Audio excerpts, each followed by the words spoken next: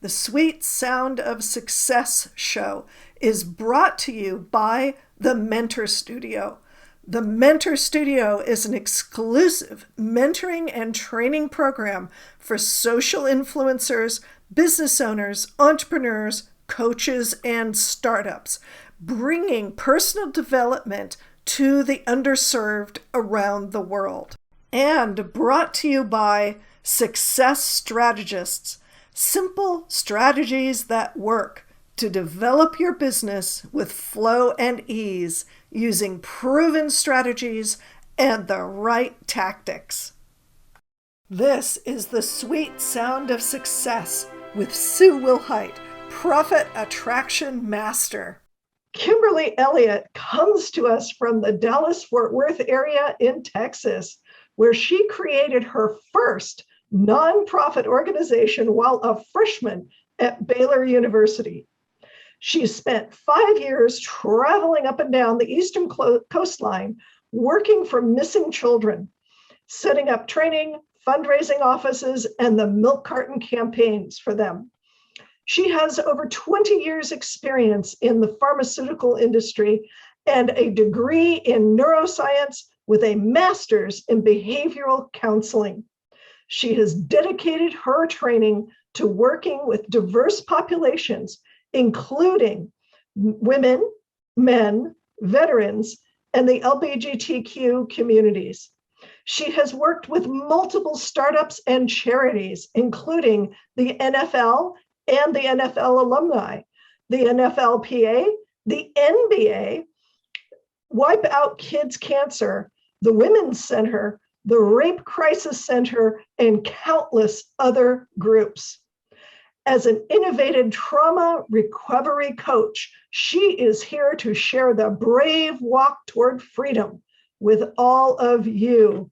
Please welcome Kimberly Elliott. Hello, hello, hello, hello. I'm so honored to be here today with you, Sue. Thank you so much. Well, I'm so glad that you're here because you've got one of the most incredible messages out there, and it needs to be heard, and it needs to be heard loud and clear and out there. So yes, this is going to be great. This is going to be fabulous. Now, Kimberly knows, and for those of you who haven't viewed my show before or listened to it, this show is subtitled The Hero's Journey for the Entrepreneur Soul. And as such, it's structured around Joseph Campbell's The Hero's Journey.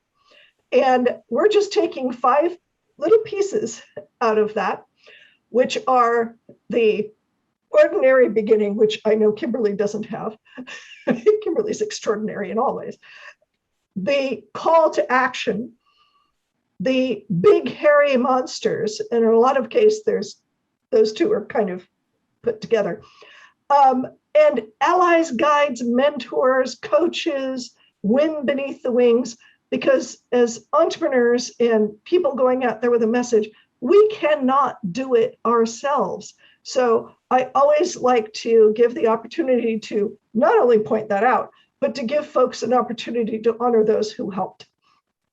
And finally, there's the journey home. And when entrepreneurs go out there and they start sharing their message, they start sharing their product or their service, sometimes folks at home don't get it. right. Right. And sometimes it's a little tricky.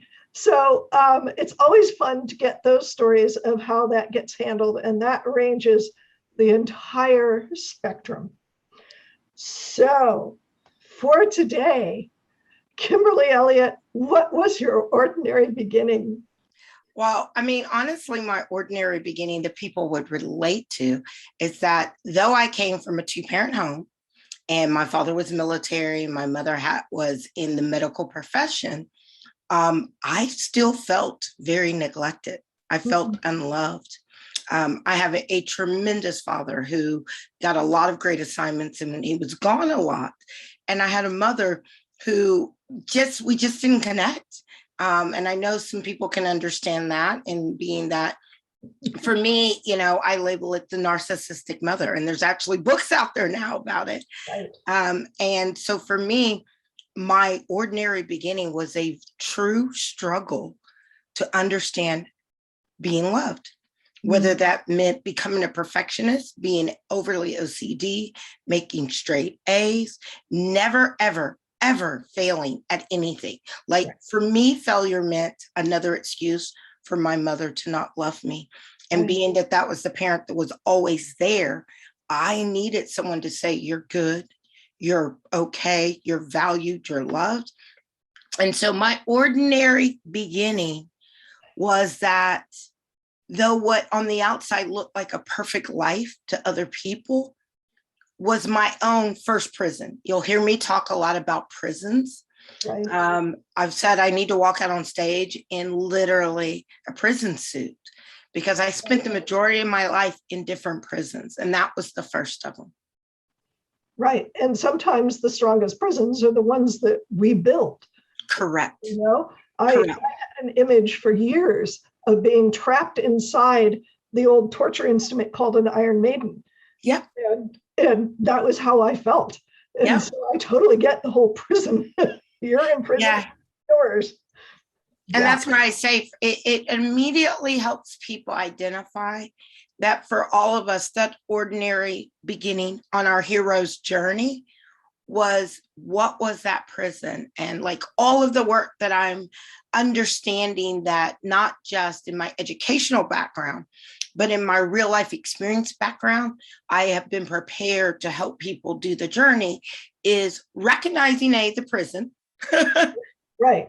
Right. And then understanding that who has the keys to unlock that door.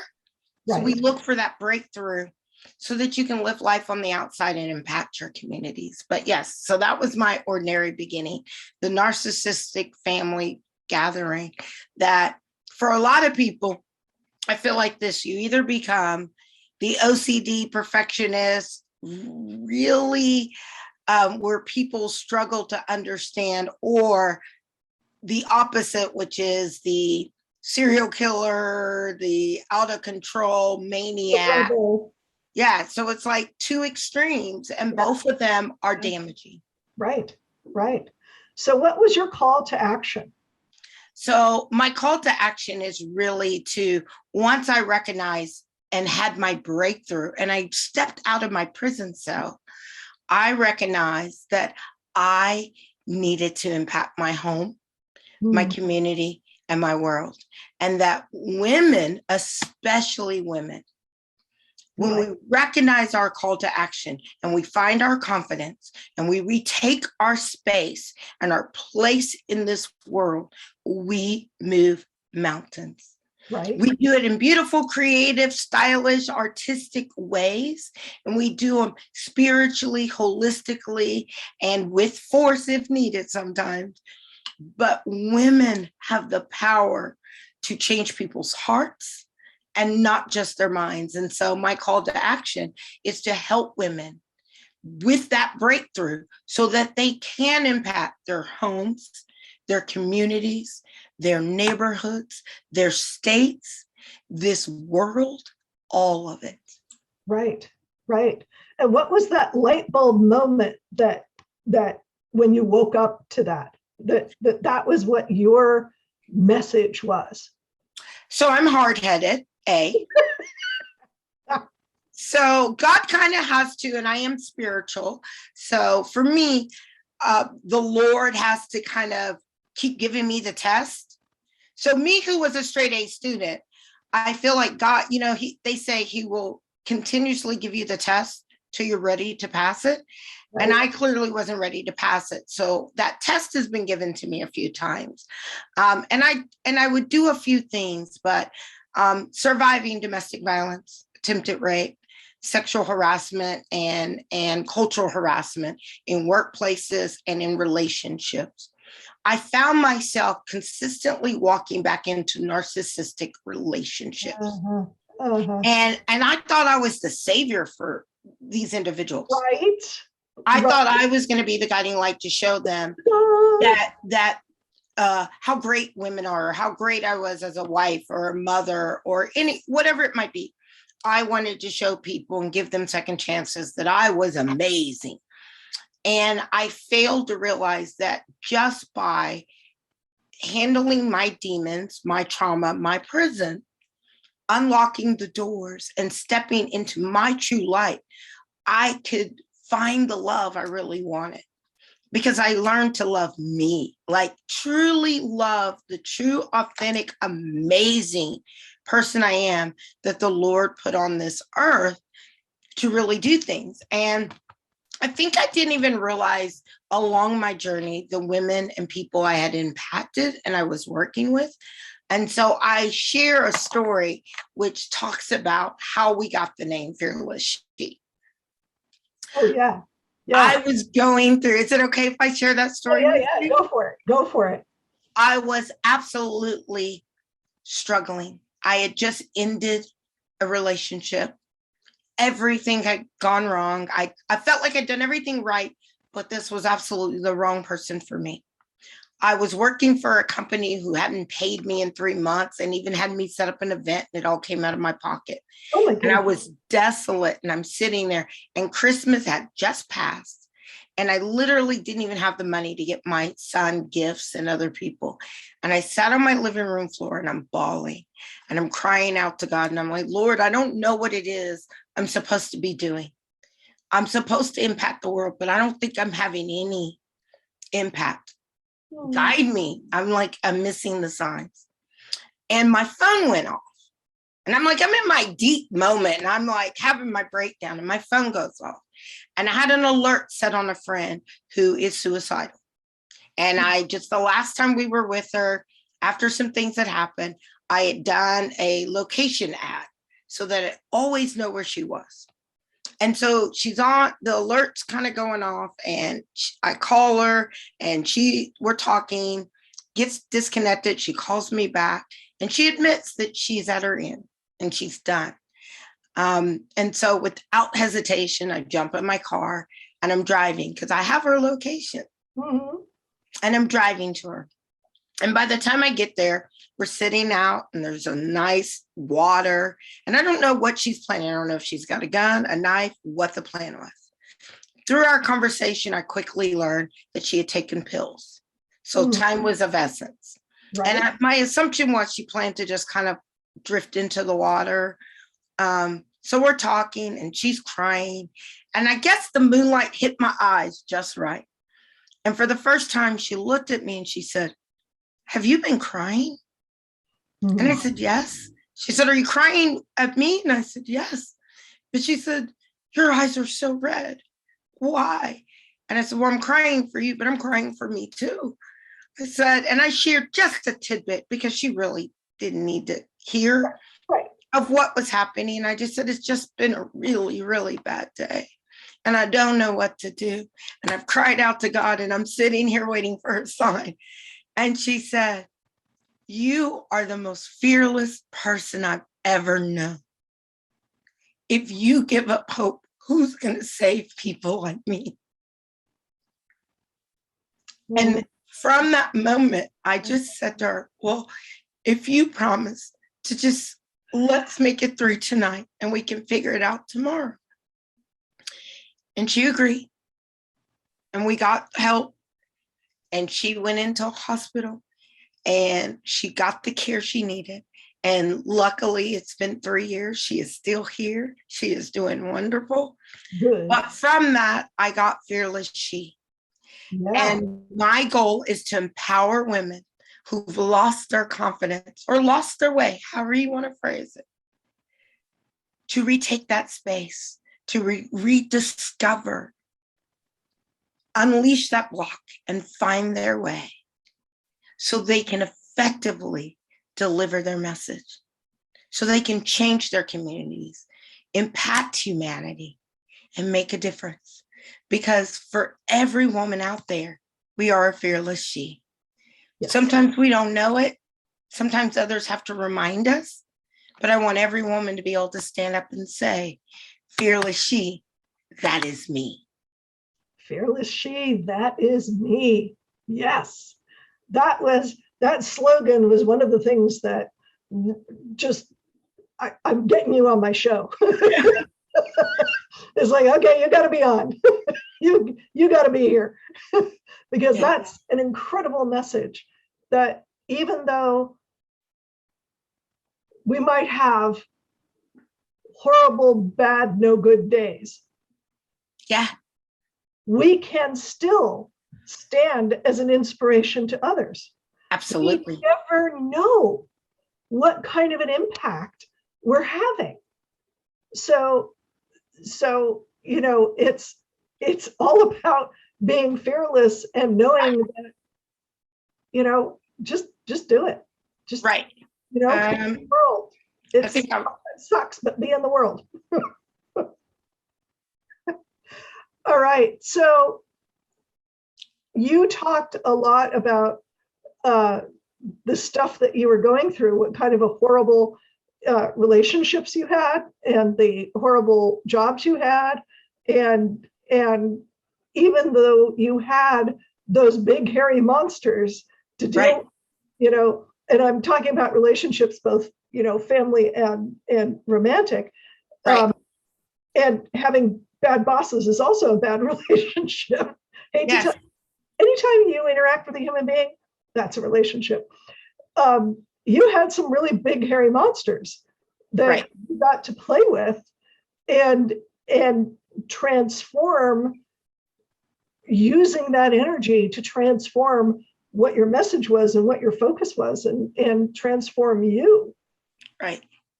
And I think the biggest thing is really, as I go back to the prison model, when you're locked in a cage, your interactions with the guards are different. Right. When you're not free to walk around, when you're not free to interact, you are in an absolute captured space. Right. I can even say in relationships and in looking at how I interacted with places I worked, everything was under a controlled to please others attitude. Right. So because I went in with if I do this, they will love me. If I do this, they will praise me. If I do this, they will tell me I'm of value, and not understanding I was value, period. Right. I gave people more love than I gave me. I didn't love myself. I didn't value myself. And I saw myself as a failure. I saw myself as not worthy. And I came across a woman, Dr. Carla Russo, who was one of my coaches and mentors, and did courses with her, did training. And I encourage everyone, you can never have enough coaches. You can never have enough mentors. And there is not a point in your life where you say, I'm good, I've done. Stu can share with you, we heard at a conference just recently that the top people that were instructing us all had 4 and 5, 6 coaches at a given moment. They were constantly reading. They were constantly working on self-improvement. They constantly had coaches and mentors who were in their life and looking at things and helping them see them from a better perspective. They were constantly working on breakthroughs. Right. And I think I got to a point that I was so ashamed of what I wasn't, or what I wasn't achieving, that I wasn't doing those things. And so being in the environment I've put myself in now, where I have constant coaches, mentors, self-improvement, I'm involved in programs, and it's allowed not only my creative juices, but me to walk in my own space. And as Sue can attest, and many others who've been around me, I wear a cheetah print hat. Yeah. Like, when I say I found my walk, I love my authentic self, and I lived in my truth, I absolutely walk the walk, talk the talk, and am able to coach and mentor people that when you get there, you'll know it, because you find a space and you're like, I'm never, ever letting anyone take this from me. This is where I'm at. And again, I am proud that I went through the things I did, because it makes me a real life and an educationally based coach and mentor. Right. There are very few things that someone could share with me that I haven't experienced. Right. And I'm thankful for that. I've also done the training in counseling, working at psych centers, working at rape crisis centers, working on hotlines. I've done the experience in the training to be able to be supportive, to understand, but to also say, there's a moment when you go, no more. Right. I cut the tie, you burn the bridge, you walk on a new land, and you conquer. Exactly. And I want more women to do that, because humanity needs us. They need us to be the light. They need us to show the way. They need us to support our homes, our communities, and the world. Yep. Amen. Absolutely. Absolutely. So that was excellent. There's your plug for coaches and mentors and getting it done, making it happen, and reaching out and investing in yourself. Yeah. For what it is that you want to accomplish. Even if you don't know what you want to accomplish, even if you're sitting there, I don't know what I could do. That's great. Get a coach. We'll figure it out. I would say to women, when we go through the discovering of what your prison is or your thorns, and we have that breakthrough, and you can champion as much as your home. Because I believe this, if women champion their home, whether you are single or married with kids, all the way to scam, women who champion their home champion everything else. They're able to walk in confidence in their community and in every other step. So it starts there. So no one could say to me, well, I don't have a business. I don't lead a group. I'm not doing anything else. You simply tell me you exist, and I will tell you there's a need for you to champion it. Yep. Exactly. So here you are with your fearless she and your commitment to community and your commitment to change the world and your commitment to have women step up and be powerful. And how is that landing with the folks in your immediate area? I mean, I've had full spectrum, I have family members, and I will tell you that I've burned the bridge because I realize they're not able to make that walk with me. They're not able to understand who I am and what I'm here to do. And for the sake of me walking out of that prison, I've left the prison guards behind. But in my, they tell you become like the 5 people you spend the most time with. Right. The people I spend time with, from my coaches and my mentors to my friends and my social group, are all impactful. They're all people who not only do I encourage, but they encourage me. They support me to do bigger and better things. I do business with people who understand that my mission has to be full-sided. It's not only whatever my work is, but also how we impact the community. So I am really living a better, blessed life because I really surround myself with people who I wouldn't say like-minded. I would say like-spirited, because we're all entitled to our own different views on things and our own path, but they're like-spirited. We all want to build our communities, our homes. We all want to protect and look for a better humanity. So with that in mind, great. And I work on, so like a lot of people would say, oh, she's doing this program, she does coaching and she talks this. My track record of working with charities, nonprofits, and things in my community goes back 20 plus years. Right. Like that's what I've always been known for. I was always doing it before I was doing it. To the point, I'm working right now on a human trafficking project where we're working at healing centers, building the first ever healing centers in the Midwest to help victims of human trafficking. I'm doing a program with the veterans.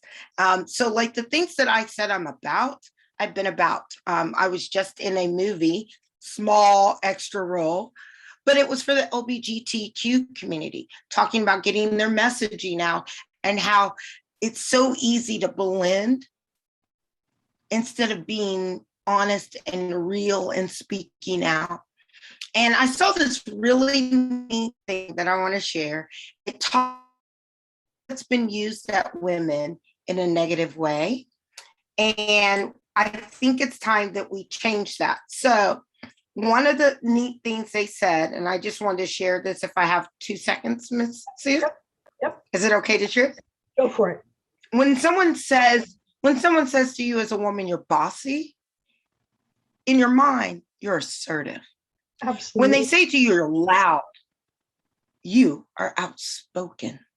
When they say to you, you're emotional, you are passionate. And when they say to you, you're picky, you are decisive. Yeah. So it's time to change those words, Right. because those words that have been used to keep us in a prison are now we need to step out and be an assertive, outspoken, passionate, decisive, fearless she. Bingo. Mic drop. That was wonderful, Kimberly. That was absolutely fabulous.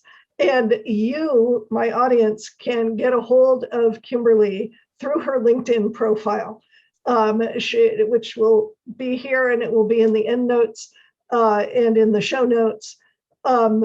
Just reach out to her. And you wouldn't believe the things that she's done, the things that she's doing.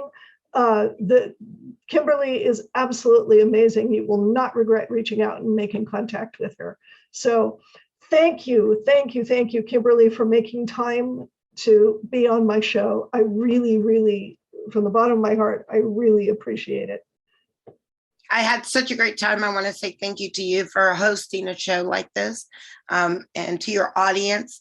Everybody needs to tune in, share, and let's build an amazing world together. Absolutely. Yes. And I second that thanks to my viewers and listeners to the sweet sound of success.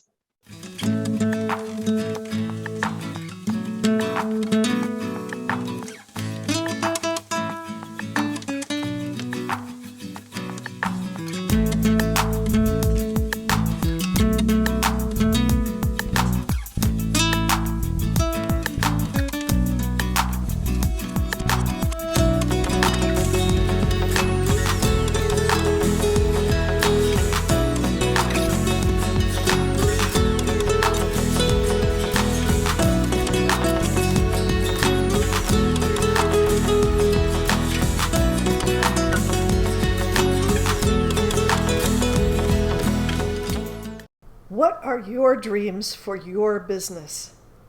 You know what drives me crazy? Really smart business owners denying their talents because they've been taught it has to be hard, because they've been taught that they don't deserve their gifts, that they're not worth anything. They've been taught that their gender means they can't express their genius. I'm Sue Wilhite, and I want you to have access to your genius. I want you to go out and rock the world with your genius. So I created the Call to Action Coaching Program. It's all about getting to the heart of you and what you've got to share with the world to make a profitable business that thrives and allows you to make a difference in the world. Click the link to sign up for the Call to Action Coaching Program today. Don't let your genius go unnoticed.